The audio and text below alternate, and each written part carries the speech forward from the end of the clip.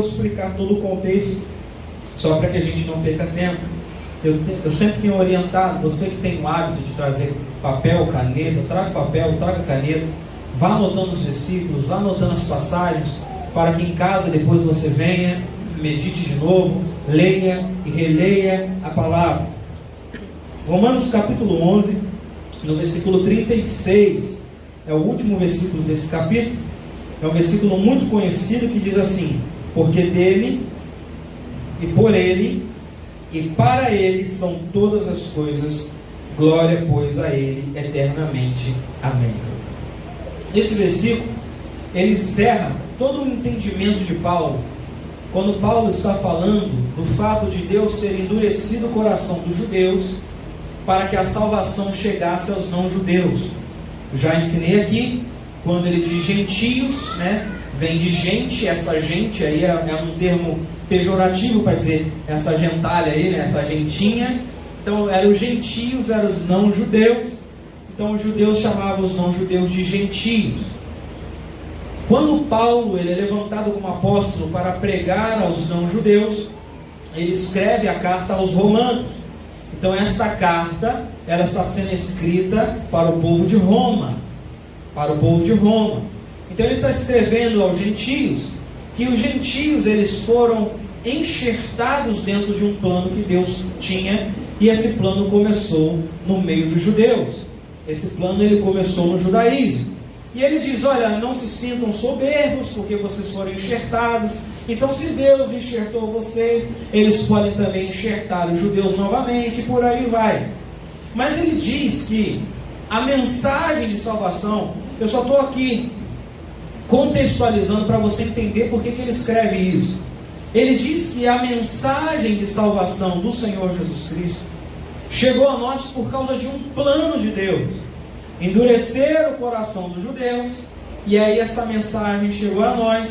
E ele disse que se os judeus com o coração duro foi um instrumento de Deus, olha só, endurecer o coração dos judeus foi um instrumento de Deus para que a mensagem de salvação chegasse até nós. E ele diz: olha, se a glória da salvação chegou até nós com o endurecimento do povo judeu, imagina quando eles não estiverem com o coração endurecido. Que glória o mundo não vai viver, que glória a igreja não vai viver. Então ele coloca tudo isso como um plano de Deus. Vou endurecer aqui para que você chegue lá. E ele vai mostrando que Deus tem todas as coisas sob o seu controle, sob o seu comando. Por isso no versículo 33, ele diz assim: ó profundidade das riquezas, tanto da sabedoria como da ciência de Deus, quão insondáveis são os seus juízos e quão inescrutáveis os seus caminhos. Porque quem compreendeu a mente do Senhor, ou quem foi o seu conselheiro, ou quem lhe deu primeiro a ele, para que ele possa ser recompensado? Porque dele, por ele, para ele são todas as coisas, glória, pois, a ele eternamente. Amém. Então o que ele está querendo dizer? Ninguém consegue compreender os planos de Deus. Ninguém consegue compreender a maneira como Deus trabalha e por que Deus trabalha dessas coisas. E Paulo ele chega a uma conclusão: Deus é soberano. Porque dele, por ele e para ele são todas as coisas. Todas as coisas. Então ele mostra que Deus é soberano sobre tudo e sobre todos. E nós não temos como compreender. Em outras palavras, deixa eu colocar num português mais claro. O que Paulo está dizendo? Rapaz, isso é difícil demais para compreender. Quem foi que deu essa ideia a Deus? É isso que ele está querendo dizer. Quando ele diz: quem foi o seu conselheiro? É isso. Quem foi que deu essa ideia a Deus? Da onde Deus tirou esse negócio? Da onde Deus tirou essa ideia? E ele chega na conclusão de que Deus é soberano sobre tudo e sobre todos. Amém? Até aqui, vocês estão entendendo? Amém? Agora, o que isso muda na minha vida? É aqui que é importante para nós. Legal, pastor, eu entendi que Deus é soberano, mas o que isso muda na minha vida? O que isso muda na tua vida? E aí o que eu quero trazer para você é um aprendizado. O que nós podemos aprender e o que muda na nossa vida? Saber que Deus é soberano. Primeira coisa, então vamos pegar o versículo 36, diz assim, ó. No versículo 36 está escrito: porque dele, por ele e para ele são todas as coisas. Mas vamos destrinchar. Vamos botar assim, ó. Porque dele são todas as coisas, por ele são todas as coisas, e para ele são todas as coisas. Vai ficar um pouco redundante, mas vai abrir o teu entendimento. Porque dele são todas as coisas. É a primeira coisa que eu quero compartilhar com você nessa noite. A soberania de Deus nos mostra que tudo é dele. Porque dele são todas as coisas, sejam espirituais, sejam materiais, sejam emocionais, seja nesse plano, seja no plano espiritual, no reino espiritual, dele são todas as coisas. Então o que isso muda na nossa vida? O entendimento de que nós não temos nada. Nesta vida nós não temos nada. Se eu for colocar se temos alguma coisa, eu vou te dizer: a presença de Deus, que é a manifestação dele, também não é posse nossa. Agora, se eu for colocar alguma coisa que você tem de verdade, que é seu, é uma coisa só. Qual, pastor? O tempo. E Deus te lançou nessa terra e você tem um tempo de vida. Como brinca o pastor Cláudio Duarte, né? Todos nós estamos numa fila invisível e a qualquer momento pode chamar o nosso número. E nós escolhemos o que fazer com o tempo que Deus nos deu. Fora isso, nós não temos mais nada. Nós usufruímos das coisas. Nós temos, por misericórdia, vou deixar bem claro, presta atenção em mim. Nós temos, pela misericórdia, pela graça e pelo amor de Deus, a autorização para usufruir das coisas que Ele coloca em nossa vida. Tudo é do Senhor. Ele é soberano e tudo é dele. Salmo 24, vamos lá. Vamos à Bíblia, abre a sua Bíblia comigo. Por mais que tenha o versículo na televisão, o versículo é para ajudar alguns irmãos, mas eu quero que você abra na Bíblia para que você treine, e de preferência a Bíblia de papel, tá? Mas se você é contra a Bíblia no celular? Não, não sou, eu tenho Bíblia no celular, mas ela não pode ser prioridade.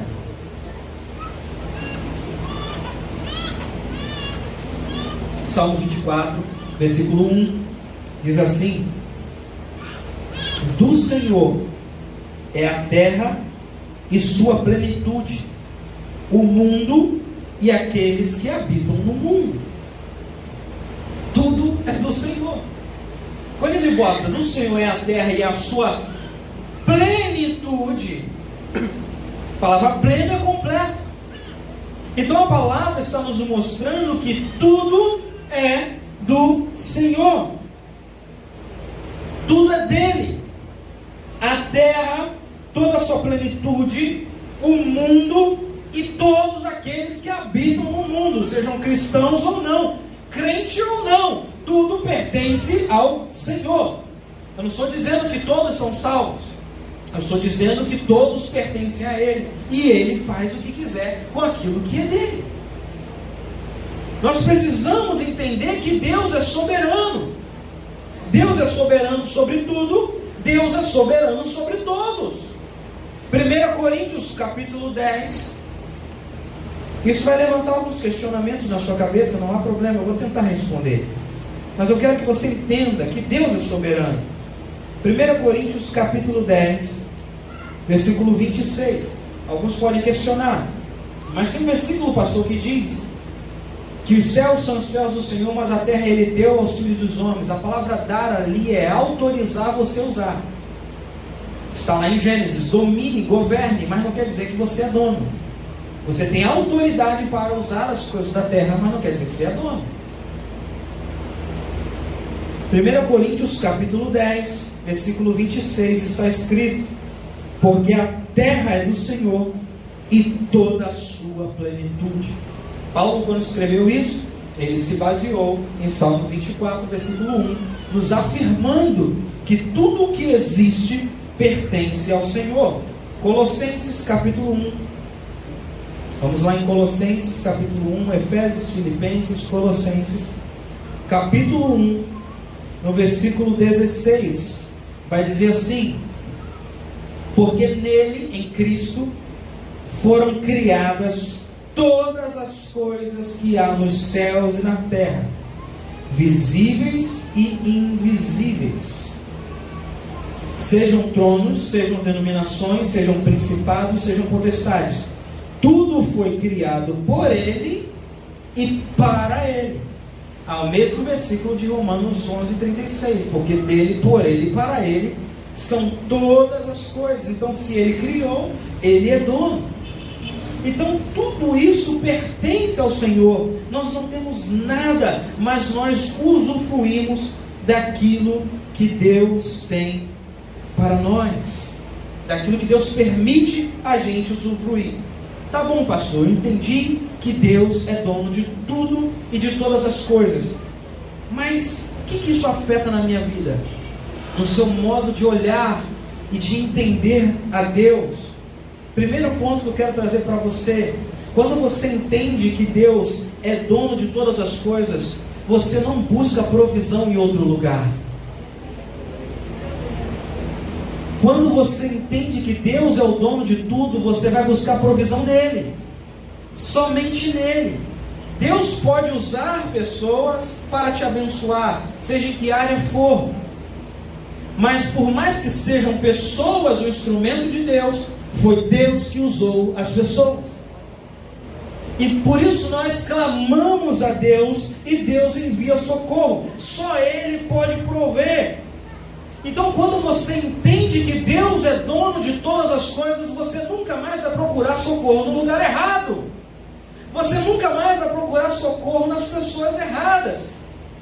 Abra sua Bíblia comigo em João capítulo 3. O Evangelho. João capítulo 3.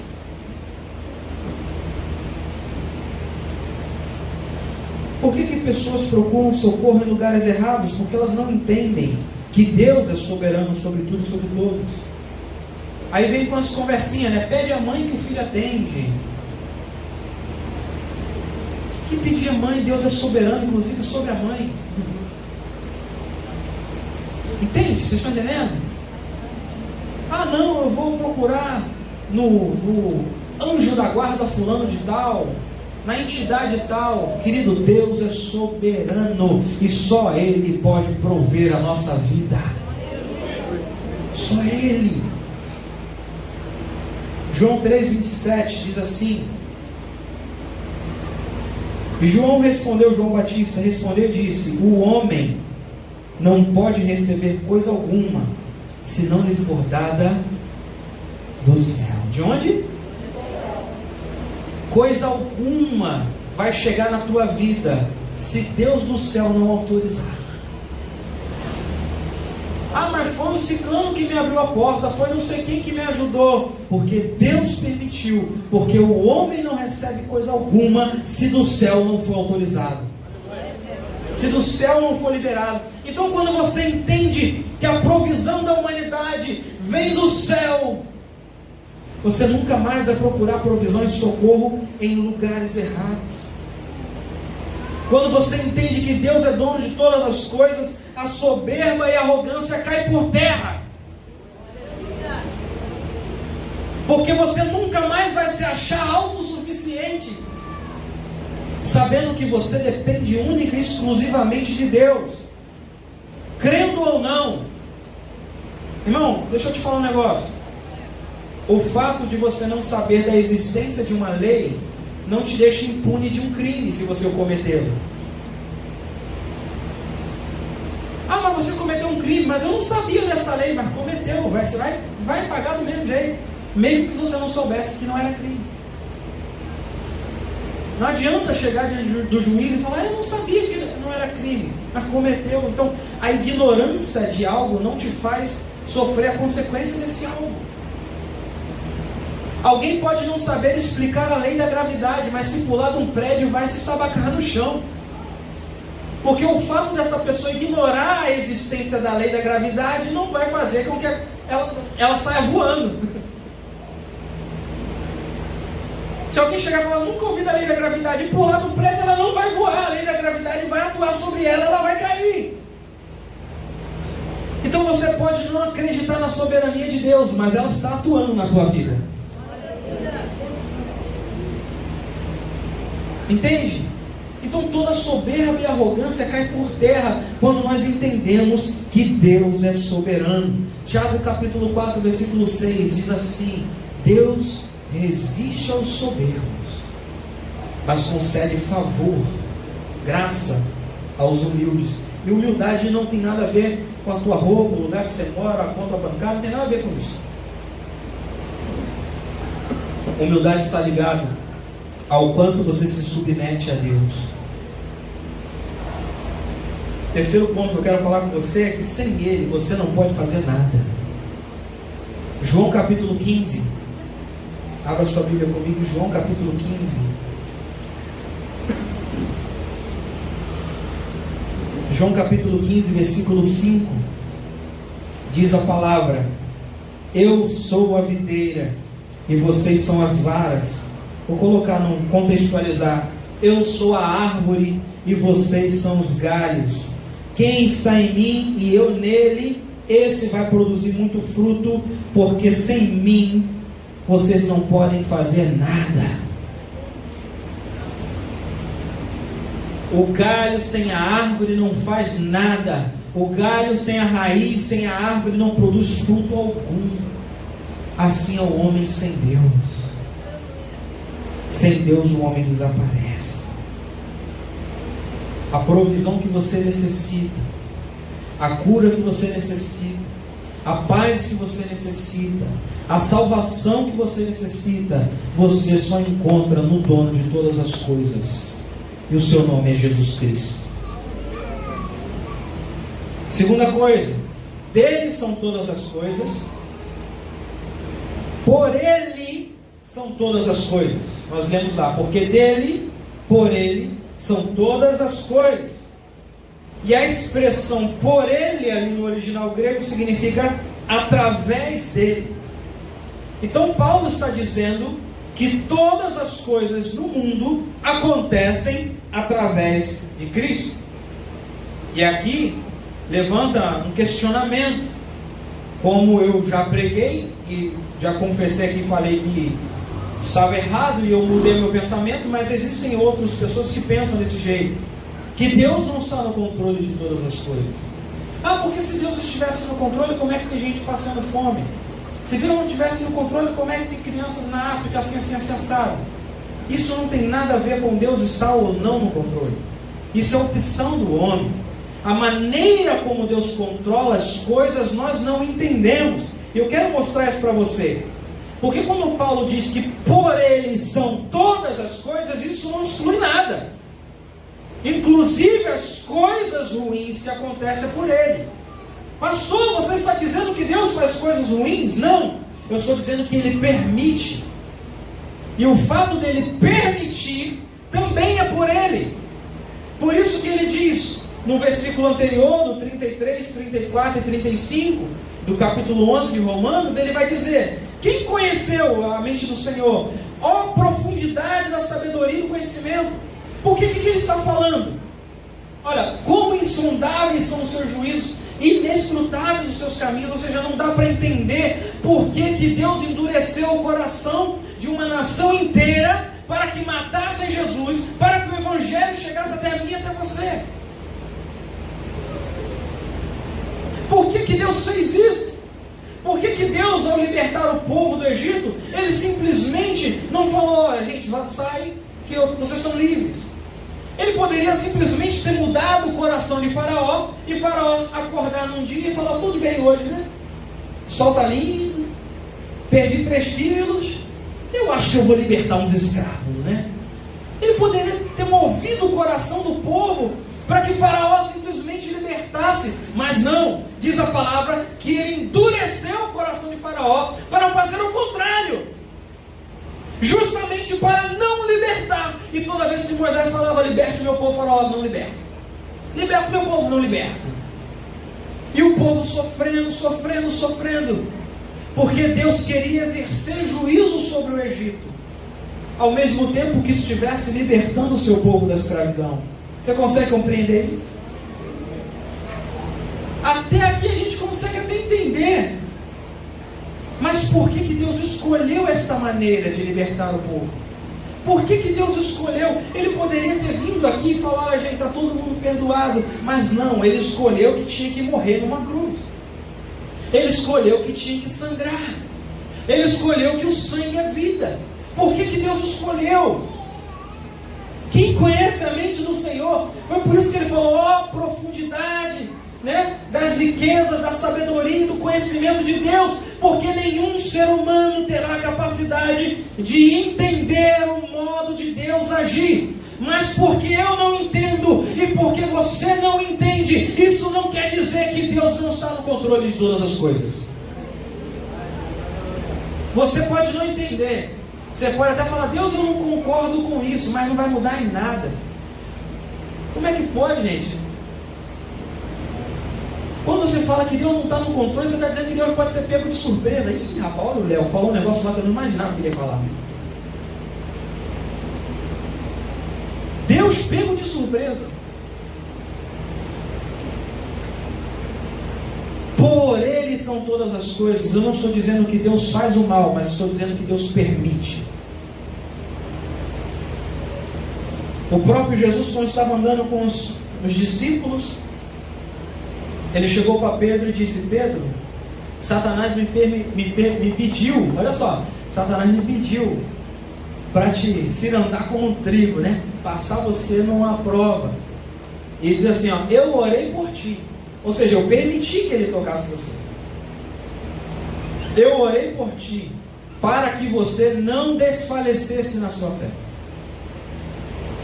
Você vai passar, eu permiti.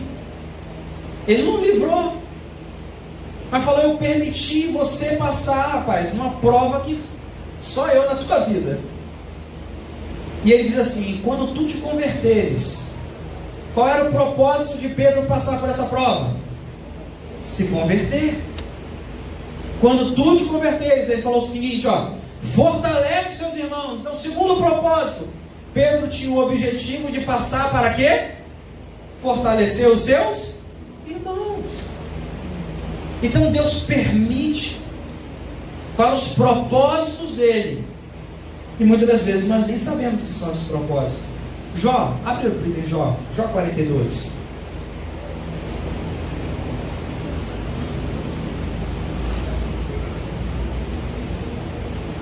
Jó 42, versículo 1.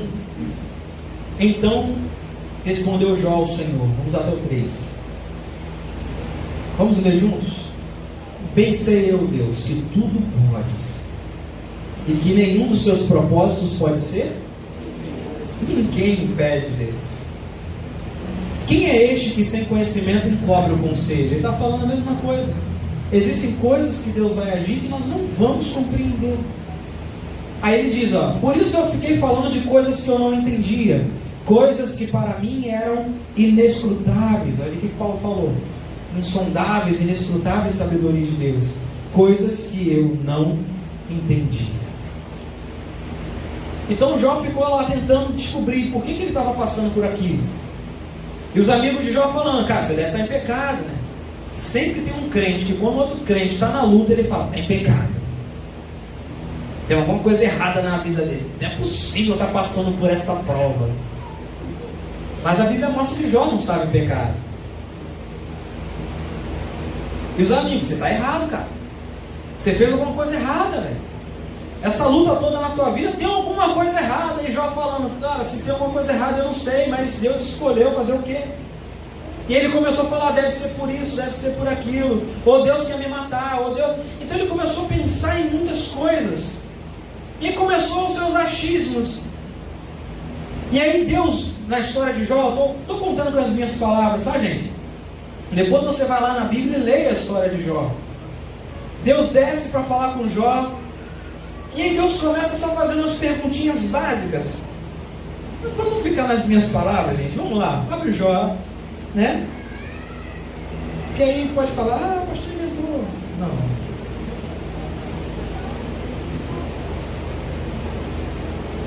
Aí quando chega no capítulo 38, Olha que lindo. Amém, queridos? Você vai prestar atenção comigo aí agora? Presta atenção. Quando chega no capítulo 38, aí Deus começa. Ó. Depois disso, o Senhor respondeu a Jó de um redemoinho. Então veio um redemoinho. E aquele redemoinho provavelmente envolveu Jó, né? Talvez levantou poeira, ele abaixou e fechou o olho para não ver a glória de Deus. Deus começou a falar com ele. E ele dizendo, versículo 2: quem é este que endurece o conselho com palavras sem conhecimento? Mesma coisa que Jó falou lá. Aí ele começa, ó, versículo 3: agora cinge os teus lombos como homem. Primeira coisa que ele fala, ó: Deus, eu me relaciono com homem, não me relaciono com garoto nem com moleque. Então, ó, firma aí como homem, que eu vou falar com você. E aí o Jó estava de muito mimimizinho, aí Deus, pum, deu logo uma nele. Versículo 4: onde você estava quando eu fundei a terra? Responde aí, Jó, essa. Ninguém tem resposta para isso.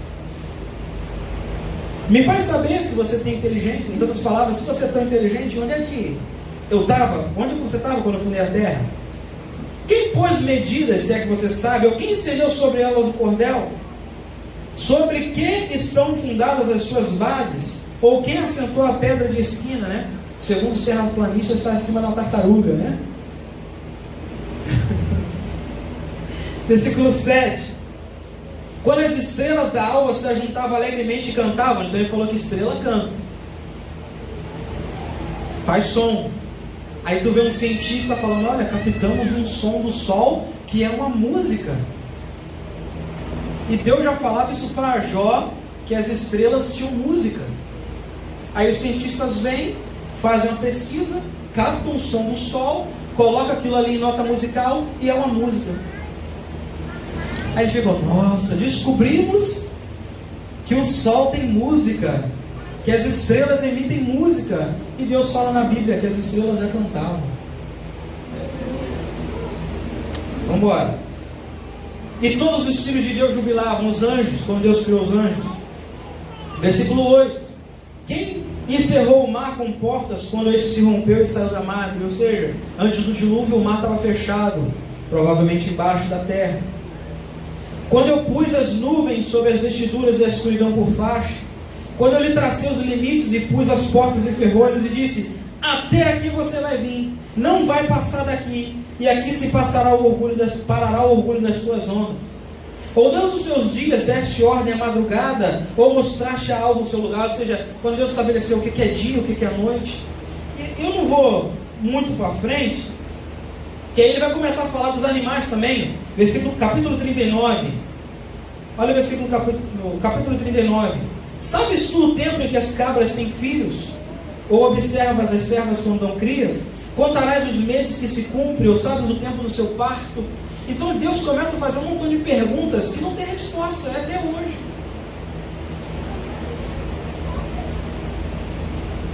Isso nos mostra que Ele está no controle de todas as coisas. Nós aqui não temos capacidade de compreender como Deus controla a vida, como Deus controla a história, como Deus controla a existência. Pô, pastor, legal, mas o que isso muda na minha vida? Porque dele são todas as coisas e por ele são todas as coisas. Então, nada vem na sua vida se não for por ele. Não adianta você saber que é dele. Só ele também pode te dar aquilo que é dele. A salvação só vem por ele.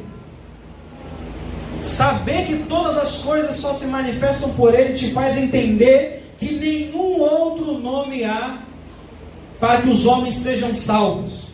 Somente Jesus Cristo, o Filho de Deus, pode nos salvar. Então a salvação não vem por mim, não vem por você, não vem porque você é bonitinho. Olha para a pessoa que está do seu lado. Não é bonitinha? É linda essa pessoa que está do seu lado. O nariz dela é igual o nariz de Jesus. Repara só. Eu sei que ela está de máscara, mas a máscara está empurrada assim para frente, você já dá para imaginar. Não interessa, a salvação não vem por mim, não é pelo que eu faço que eu sou salvo, não é pelo que você faz que você é salvo porque Jesus te amou. E se você aceitar e crer dessa verdade do Evangelho, a palavra de Deus diz que se tua boca confessar e com o seu coração você crer nesta verdade do Evangelho, você será salvo. É por Ele a salvação. As lutas, elas vêm na nossa vida, não vêm? Sim ou não? Mas também vêm por permissão dEle. Romanos 8, 28. É permissão para cumprir os propósitos dEle. E a luta, ela é didática. Os problemas, eles são didáticos na nossa vida. E eles nos ensinam. Olha só. E sabemos que todas as coisas, não são algumas, coisas boas e coisas ruins, todas as coisas contribuem, têm o objetivo de contribuir, juntamente para o bem daqueles que amam a Deus. Então não é para todo mundo. Contribui para aqueles que amam a Deus. Segundo, daqueles que são chamados segundo o seu propósito. Se Deus tem uma obra na tua vida, e se Deus quer te usar, querido, não adianta você correr. Foi como Jonas. Ah, pastor, e o livre-arbítrio? Você tem o livre-arbítrio de aceitar ou não aceitar. Se aceitar, você se encaixa no propósito. Se não aceitar, você vai ser engolido. É simples. Você vai colher as consequências de não aceitar. Mas a tua vida é dele. A tua vida é dele. E ele vai permitir vir na tua vida tudo o que tiver que vir para te colocar no lugar que ele quer. Para cumprir os propósitos dele. Pastor, mas isso vai me fazer mal? Não, porque está escrito: contribui para o teu bem. Às vezes aquilo que você acha que é bem para você, não é bem para você. Deus sabe o que é o melhor para a tua vida. Jeremias 29, ele diz: eu bem sei os pensamentos que tenho a vosso respeito, diz o Senhor, e os pensamentos que eu tenho sobre você são pensamentos de paz e não de mal, para dar o que você deseja. Às vezes o caminho que você está tomando para chegar aonde você quer chegar não é o caminho que Deus quer para você. Ah, mas eu quero chegar lá. Amém, Deus também vai te levar lá. Mas vai pelo caminho dele, porque pelo caminho dele é o melhor caminho a se seguir. Por ele são todas as coisas. Somente por ele nós alcançamos as vitórias grandes. 1 Samuel, capítulo 17. 1 Samuel capítulo 17, versículo 45, diz assim: a história de Davi e Golias, todo mundo conhece. Davi, porém, disse ao filisteu: você vem a mim com espada e com lança e com escudo, porém eu venho a ti em nome do Senhor dos exércitos, o Deus dos exércitos de Israel, a quem você está afrontando. A vitória que você necessita só vai vir pelo Senhor. Preste atenção, Davi ia lutar. Davi ia lutar.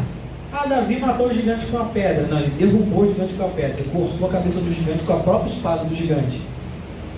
Então Davi tinha armas. Davi tinha uma funda, Davi tinha pedras, Davi pegou uma espada. Mas ele deixa bem claro, presta atenção no que eu vou te dizer, ele deixa bem claro que a vitória dele não veio de espada, não veio de pedra, não veio de estilingue algum. A vitória dele veio do Senhor. A vitória na tua vida, Deus pode usar os médicos, Deus pode usar psicólogos, Deus pode usar, e eu recomendo que, se você necessita, é óbvio que você tem que procurar ajuda. Se você procura um médico para cuidar de uma enfermidade no teu corpo, Por que não procurar um psicólogo para cuidar da sua alma? Mas acima dos médicos e acima dos psicólogos está o médico dos médicos, o psicólogo dos psicólogos. Todas as vezes que eu vou ao médico, eu falo: Senhor, coloca um anjo, um verdadeiro anjo na minha vida. Porque se eu tiver alguma coisa, eu quero que apareça logo para cuidar. E se eu não tiver nada, que eu não seja enganado para não ser medicado errado.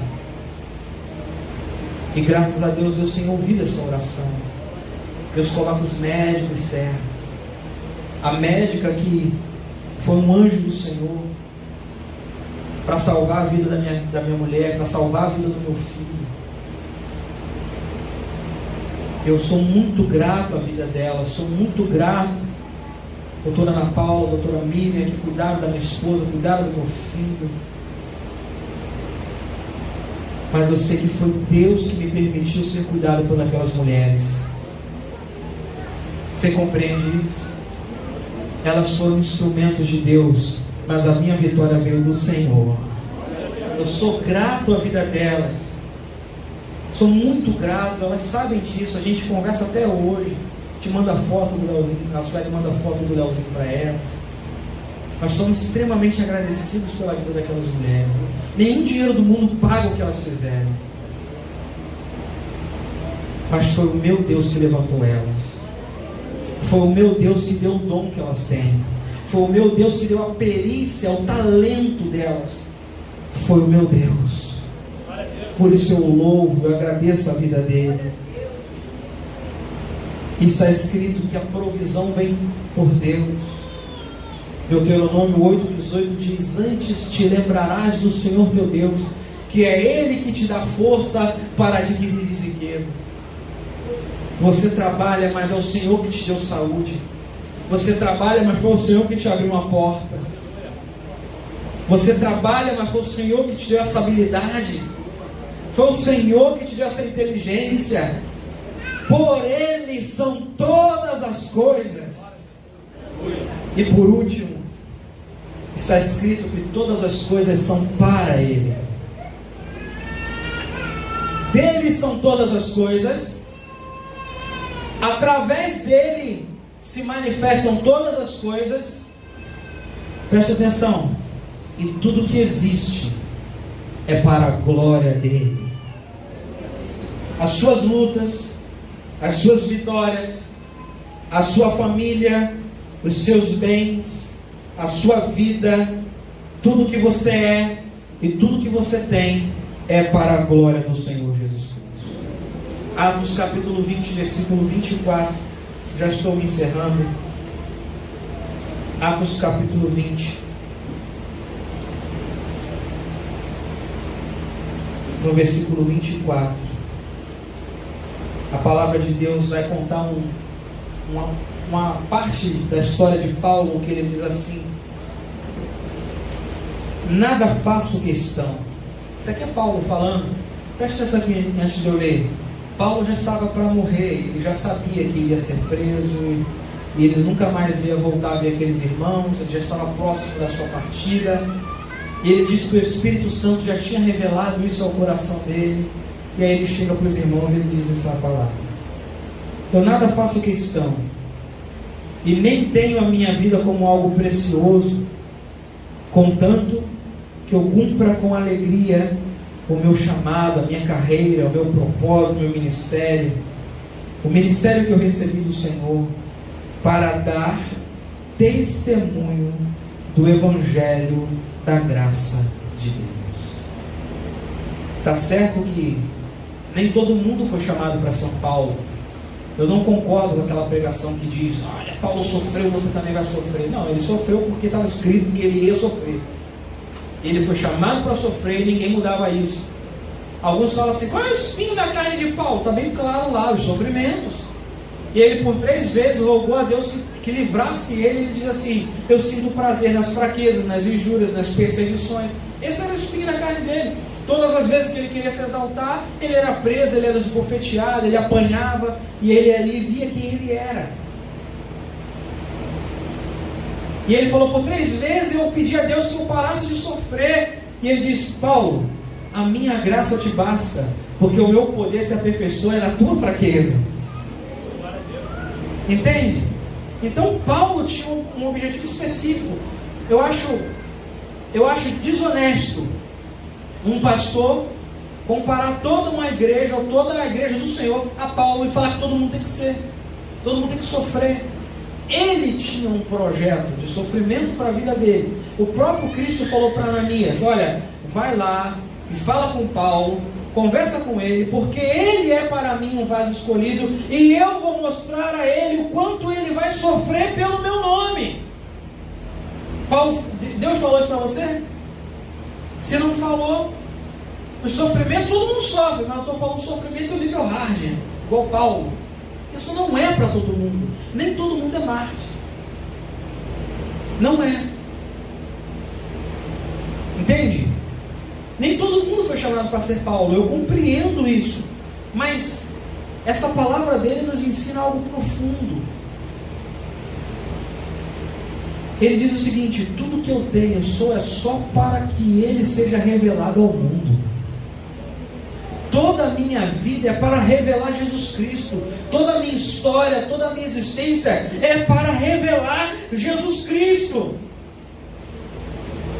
Não tenho a minha vida por preciosa. O que eu tenho, se não revelar a glória de Deus, não vale de nada. Por isso, querido, o nosso caráter deve revelar Jesus Cristo. O nosso casamento deve revelar Jesus Cristo. A maneira como nós conduzimos a nossa família deve revelar Jesus Cristo. A maneira como nós criamos os nossos filhos deve revelar Jesus Cristo. A maneira como nós nos relacionamos entre os irmãos aqui na igreja, as pessoas de fora têm que ver Jesus Cristo.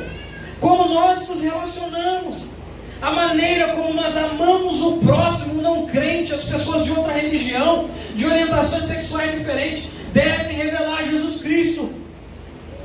O nosso proceder no trabalho deve revelar Jesus Cristo. A maneira como conduzimos o nosso dinheiro deve revelar Jesus Cristo. A maneira como nós negociamos deve revelar Jesus Cristo. A maneira como nós vivemos, procedemos, falamos, as pessoas têm que ver Jesus Cristo em nós.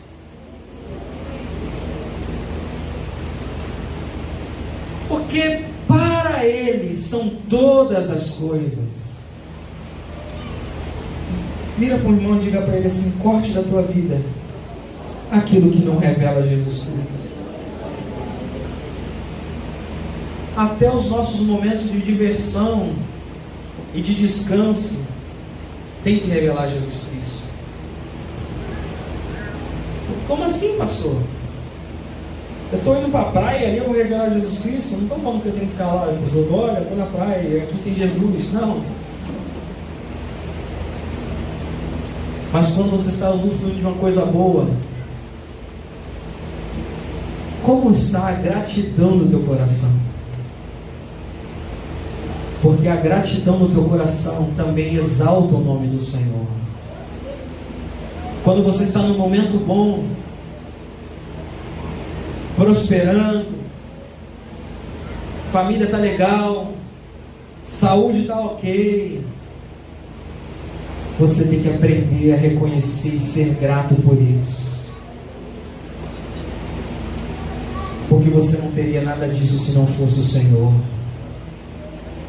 Quando você estiver se divertindo com a tua família, e Deus sabe do meu coração, eu falo, Deus, por mim, todos prosperavam absurdamente. Eu quero que você viaje com a sua família. Eu quero que você tenha experiências que você até hoje não teve. Que você vá para outros lugares, coma comidas que você não comeu, mas que você saiba que foi Deus que te deu isso. Foi Deus que te prosperou, te abriu a porta, te trouxe essa oportunidade, te deu saúde para você comer. Quando nós somos gratos, nós estamos revelando Jesus Cristo, porque para Ele são todas as coisas. Não só as coisas difíceis, mas as coisas boas. Porque dele, por Ele e para Ele são todas as coisas. Glória, pois, a Ele eternamente. Amém. Vamos ficar em pé. Que essa palavra possa ter falado ao teu coração nessa noite.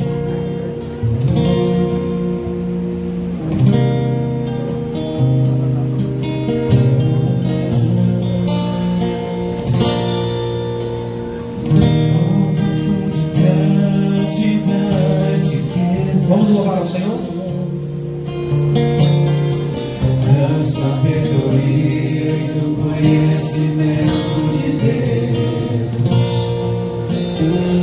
quão insondáveis são os seus juízos, quão impenetráveis os seus caminhos. Quem, pois, conheceu a mente do Senhor? Ou quem foi o seu conselheiro?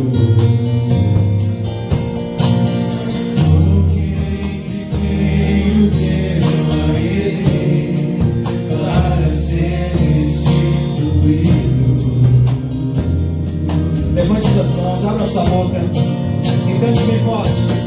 Porque dele, por meio dele, para ele são todas as coisas.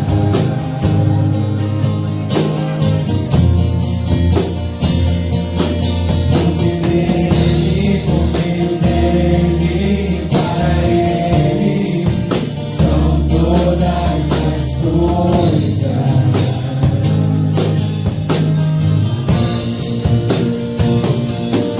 Nunca foi sobre nós, nem sobre o que podemos fazer.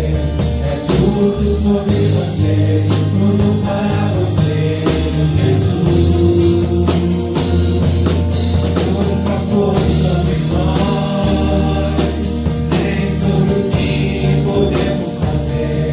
É tudo sobre você, tudo para você, Jesus. Diga, nunca foi sobre nós. Nunca foi sobre nós, nem sobre o que podemos fazer. É tudo sobre você, tudo para você, Jesus. Quem sou eu? Quem sou eu? E o que eu tenho para te oferecer? É tudo sobre você, tudo para você, Jesus. Quem sou eu? E o que eu tenho para te oferecer? É tudo sobre você, tudo para você, Jesus. Eu descobri que sem ti eu nada posso fazer. É tudo sobre você, tudo para você, Jesus.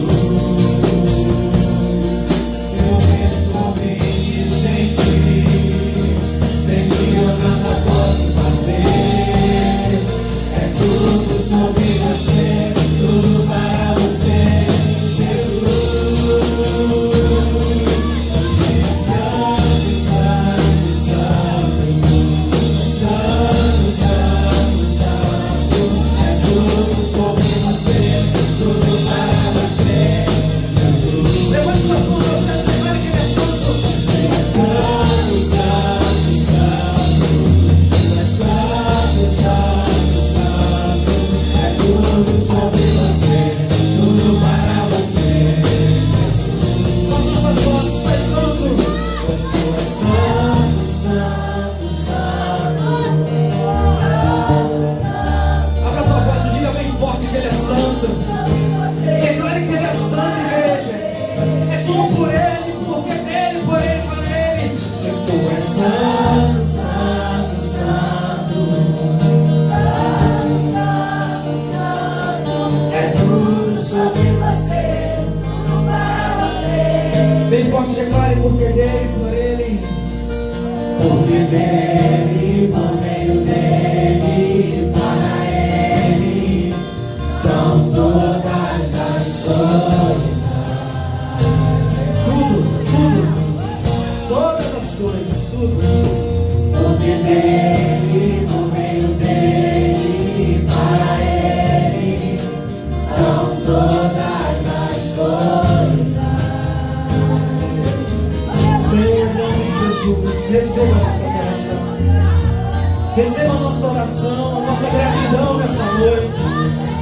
Estamos aqui como igreja, Senhor, reconhecendo a Tua soberania sobre tudo e sobre todos.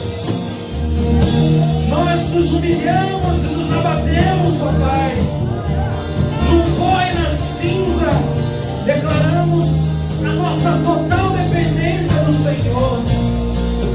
Declaramos que sem Ti não somos nada, sem Ti nós somos ninguém, nós não podemos fazer nada. Se o Senhor não nos sustentar, nós caímos. Se o Senhor nos prover, nós vamos passar necessidade. Se o Senhor não nos curar, nós viveremos enfermos. Se o Senhor não nos libertar, nós ficaremos cativos e escravos. Tudo é pelo Senhor, tudo é para Ti. Porque tudo é Deus, Senhor, tudo é Teu. Nós reconhecemos, ó Pai, a total dependência do Teu amor e do Teu Espírito. Ó Senhor, tem misericórdia de nós. Todas as vezes que a arrogância, a soberba, a autossuficiência entrou em nosso coração, nos perdoa, Senhor. Nos perdoa, Deus. Nos perdoa, Pai. Receba o nosso coração diante de Ti. Nos alcance com misericórdia. Nos alcance pelo Teu favor nessa noite. E dele, por meio dele, para Ele, são todas as coisas.